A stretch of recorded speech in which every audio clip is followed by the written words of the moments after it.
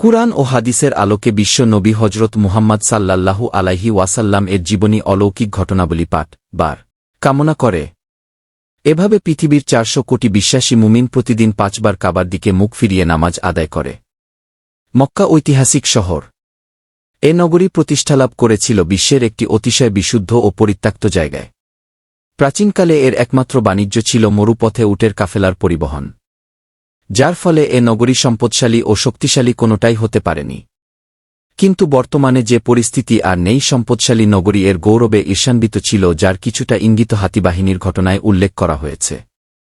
এর কারণ, এ নগরী নবী কুলের শিরোমণি আমাদের প্রিয় নবী হজরত মুহাম্মদ সাল্লাল্লাহু আলাইহি ওয়াসাল্লাম এর জন্মভূমি, এবং এখানে আছে আল্লাহর তাআলার পবিত্র কাবা ঘর।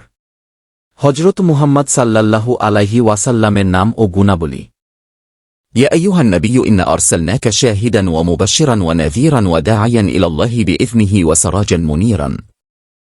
অর্থ, হে নবী, নিশ্চয় আমি আপনাকে প্রেরণ করেছি সাক্ষ্যদাতা, সুসংবাদদাতা, সতর্ককারী রূপে, আর আল্লাহর দিকে আহ্বানকারী, তার অনুমতিক্রমে, এবং উজ্জ্বল প্রদীপ রূপে।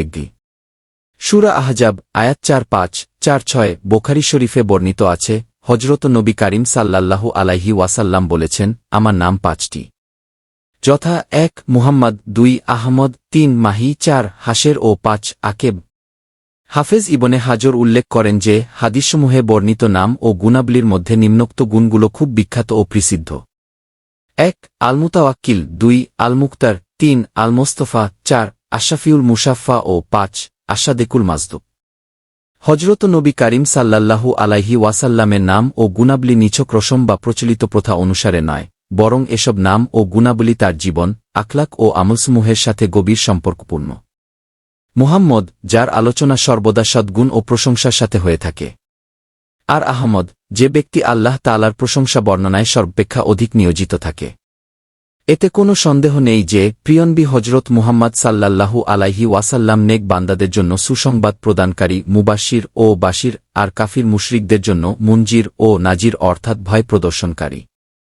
কিয়ামতের দিন তিনি সত্যপন্থী ও মিথ্যাপন্থী উভয়ের জন্য শাহেদ ও শহীদ অর্থাৎ সাক্ষী হবেন। সত্যদর্শী চক্ষু ও সত্য শ্রবণকারী কর্ণের জন্য তিনি মুজাক্কির অর্থাৎ উপদে প্রদানকারী। আর সত্যপথ হতে বিপদকামীদের জন্য হাদি অর্থাৎ সঠিক পথ প্রদর্শনকারী। আল্লাহ তাআলার ইবাদত ও আনুগত্য হতে পলায়নকারী ও দূরে অবস্থানকারীদের জন্য তিনি দায়ী ইলাল্লাহ অর্থাৎ আল্লাহর প্রতি আহ্বানকারী। আর তার আগমন বিশ্বাবাসীদের জন্য আল্লাহর রহমত বা অনুগ্রহ। মূর্খতা ও শিরকের অন্ধকার দূরীকরণে তিনি নূর বা আলো। আর আল্লাহর পয়গাম বা বার্তা বিশ্ববাসীদের নিকট পৌঁছানোর জন্য তিনি নবী ও রাসূল অর্থাৎ সংবাদবাহক ও দূত। আর মানব জাতির জীবনের প্রতিটি ক্ষেত্রের জন্য রাউফ ও রাহিম অর্থাৎ দয়ালু। তার আহ্বান সত্যের আহ্বান, এবং তার ব্যক্তিত্ব সাদেক ও আমিন অর্থাৎ সত্যনিষ্ঠা ও আমানতের প্রতীক। কোরআন হল শেষ পয়গাম, তাই তিনি খাতামুন নাবিয়িন বা শেষ নবী। তার নবুয়াত বিশ্বব্যাপী, তাই তিনি তোয়াহা ও ইয়াছিন বিশ্ববাসীর জন্য বাশির নাজির অর্থাৎ সুসংবাদদাতা ও সর্তককারী। দ্বীন ও ধর্মীয় জগতের রাজকীয় মর্যাদার অধিকারী হয়েও তিনি কম্বলওয়ালা ফকির, তাই তিনি মুজাম্মিল ও মুদ্দাসির। অনন্তর এতসব পূর্ণতা ও গুণাবলী সত্ত্বেও তিনি বলেন, আমি একজন মানুষ মাত্র। আল্লাহ তাআলার উপর নির্ভর করা তার স্বভাব, তাই তিনি মুতাওয়াক্কিল বা নির্ভরকারী। তিনি আল্লাহর মনোনীত, পছন্দনীয় ও সান্নিধ্যপ্রাপ্ত বলে মুস্তফা ও মুজতবা। আর নেককারদের জন্য আশরাফিউল মুশাফফা, এবং জীবনের প্রতিটি শাখা ও অংশে তিনি আস-সাদিকুল মাসদুক অর্থাৎ সত্যবাদী ও সত্যের উপর নিষ্ঠাবান। প্রিয়নবী হজরত মুহাম্মদ সাল্লাল্লাহু আলাইহি ওয়াসাল্লাম দুনিয়ার আগমনের পূর্বাভাস। মহাপ্রভু আল্লাহ তাআলা আখেরি জমানার দুর্বল বান্দাদের হেদায়েতের জন্য সকল নবীদের পরে সর্বশ্রেষ্ঠ রাসূল হজরত মুহাম্মদ সাল্লাল্লাহু আলাইহি ওয়াসাল্লামকে যে দুনিয়ায় পাঠাবেন, এটা তিনি আগেই নির্ধারিত করে রেখেছিলেন।